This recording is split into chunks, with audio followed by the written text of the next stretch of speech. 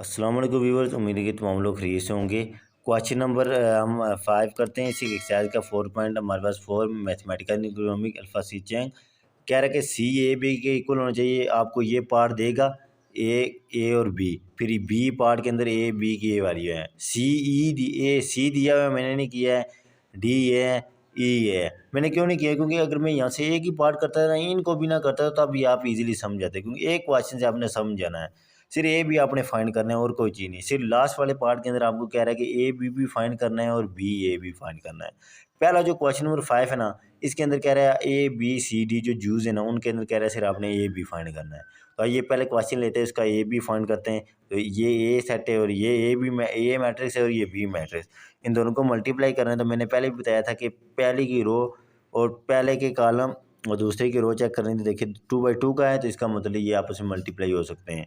फिर क्या करना है कि पहली रो को पहले कॉलम से मल्टीप्लाई देना है, फिर पहली रो को दूसरे कॉलम से। इस तरह दूसरी रो पहला कॉलम, दूसरी रो दूसरा कॉलम। मल्टीप्लाई किया, 12 को 3 से दिया ये आया, 14 को 0 से ये आया। 12 को 9 से दिया तो ये आया, 14 को 2 से दिया ये आया। 12 को 3 से दिया ये आया, 5 को 0 से दिया ये आया। 12 को 9 से दिया तो ये आया, 5 को 2 से दिया तो ये आया। इनको जमा किया तो ये हमारे पास क्या आ गई? लेफ्ट हैंड साइड ये आ गई हमारे पास। अब देखिएगा, बस यही चीज़ है, सॉरी हमने यही चीज़ फाइंड करनी थी। तो ये 36 और ये 136, 60, 190। अब इस पार्ट को लेते हैं। मैंने यहाँ से डी ले लिया है, ई बी बाद में मैंने मल्टीप्लाई किया, पहले डी को मैंने कर लिया। तो ए क्या है? 8625794 10 1 11 3 2 9, ये बी है। अब इनको मल्टीप्लाई करते हैं ए बी। तो पहले की रो पहला कॉलम, फिर पहली रो दूसरा कॉलम, ठीक होगा। इस तरफ दूसरी रो पहला कॉलम, दूसरी रो दूसरा कॉलम। इसको इससे मल्टीप्लाई किया तो 60 आया। 2 को 11 से दिया 22, 5 को 2 से दिया तो 10।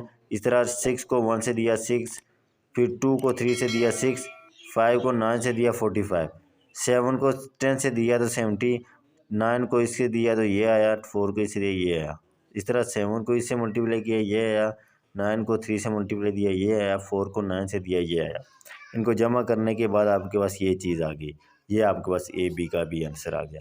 अब ठीक है, अब आपको बी पार्ट का जाते हैं। 4 7 9 1 3 8 5 2 6 7। तो आइए बी ए बी भी फाइंड करते हैं इसका। तो पहली रो पहला कॉलम, पहली रो फिर दूसरा कॉलम, फिर पहली रो तीसरा कॉलम। इस तरह दूसरी रो पहला कॉलम, दूसरी रो तीसरा कॉलम, दूसरी रो फिर तीसरा कॉलम। 4 को आपने 3 से मल्टीप्लाई दिया 12 आया, 4 को 2 से दिया 7 को 2 से दिया तो ये आया, फिर 4 को 8 से दिया तो ये आया, 7 को 6 से दिया तो आपका ये आया। 4 को 5 से मल्टीप्लाई दिया तो 20 आया, 7 को 7 से दिया 49 आया। ये 49 लिखा हुआ है, ठीक है। ये थोड़ा साइड पे था तो इस वजह से आपको ये क्या है 49 है, ठीक।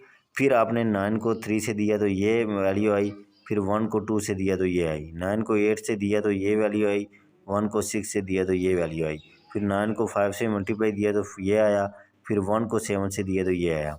इन दोनों को ऐड करते क्या आया? ये 26 74 69 29 78 42। किस तरह इन दोनों को जमा किया? इन दोनों को 12 20 और 49 को ये 69 आया। इन दोनों को तो ये आपके पास क्या आ गया? आंसर आ गया। सिंपल से क्वेश्चन है।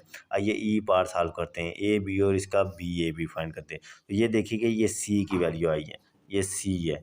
ये आपके पास क्या है? ये सी ए बी के इक्वल था, क्योंकि हमने फाइंड क्या करना था? C is equal to a b.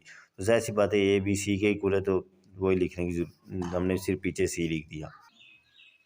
तो आइए ई पार्ट हम इसका करते हैं।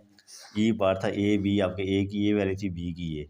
अब आपने क्या करना है कि यहाँ से बाद का स्टूडेंट कन्फ्यूजन, आप पहले का रो कॉलम देखें, दूसरे की रो तो एक ही है, इसका एक कॉलम है, इसकी एक रो। लेकिन अब यहाँ पर थोड़ी क्या करना है कि आपने पहले इस रो को देखना है, पहले की रो, और इस पूरे यानी कि इसके साथ मल्टीप्लाई करना है, इस कॉलम के साथ भी, इस कॉलम के साथ भी, इस कॉलम के साथ भी, ठीक हो गया। फिर दूसरी रो पहला कॉलम, दूसरी रो दूसरा कॉलम, दूसरी रो तीसरा कॉलम, तीसरी रो पहला कॉलम, तीसरी रो दूसरा कॉलम, तीसरी रो तीसरा कॉलम। 2 को -3 से दिया -6 आया, इसको इससे दिया -12, 2 को -2 से दिया तो +4 आया, क्योंकि 2 जार -2 तो माइनस क्या हो जाएंगे? प्लस के 4।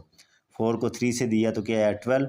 4 को 6 से मल्टीप्लाई दिया 24, फिर 4 को -2 से तो 4 जार -2 क्या हो जाएंगे? -8, ठीक है। 7 जार 3 आपके पास 21, फिर 7 जार 6 42, तो 7 जार -2, तो ये आपके पास ये आंसर आ गया, ठीक हो गया। अब आपने बी ए फाइंड करना है। अब इसको आपने पहले लिख दिया, इसको बाद में। यहाँ पर पहली रो पहले की रो, पहले की कॉलम, दूसरी की रो देखनी है, 1 कॉलम 2 कॉलम 3 कॉलम, दूसरी की रो 1 रो 2 रो 3 रो, यानी 3/3। तो इसका मतलब ये आपस में मल्टीप्लाई हो जाएंगे। यहाँ से क्या होता है कि बाज़ का जब हमने हमारे पास जब इस तरह का कॉलम आ जाता है ना, यानी कि इस तरह की फॉर्म, और जब इस तरह रो आ जाती हैं, अगर रो पहले आ जाती हैं तो फिर आपने उनको मल्टीप्लाई करके तमाम वैल्यू को आपस में ऐड या सब्ट्रैक्ट करना है। लेकिन अगर कॉलम पहले आ जाते हैं तो आपने इस फॉर्म के अंदर आपने लिखना है, क्योंकि क्योंकि हमने क्या करना है कि पहली रो जो होती है ना, उसको हमने पहले कॉलम के साथ मल्टीप्लाई करना है, फिर दूसरी रो कॉलम के साथ, तीसरी रो तीसरे कॉलम। ज़ाहिर सी बात है यहाँ पर रो ही एक है तो पूरे कॉलम भी यहाँ पर एक ही है, तो ज़ाहिर सी बात है मल्टीप्लाई होगी तो आपसे प्लस माइनस करना पड़ेगा।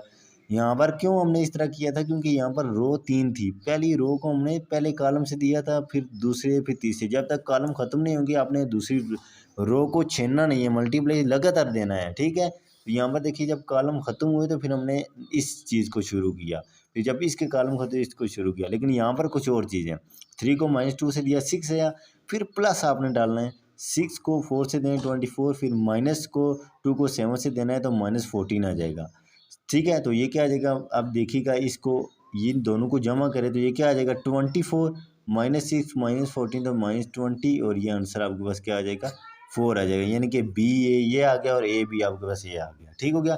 ये नहीं करना है आपने 6 और ये लिख देना है 24 और आपने ये लिख देना है -14, ये चीज़ नहीं लिखनी, आपने इनको जमा करना है, ठीक है। या इस तरह भी आप इस तरह करें, क्योंकि आपके पास जो सोल्यूशन है ना वहाँ पर ये चीज़ लिखी गई है, तो यानी कि आंसर जो है सॉरी उस पर यहाँ पर ये लिखा गया, तो ये आपका आंसर आ गया।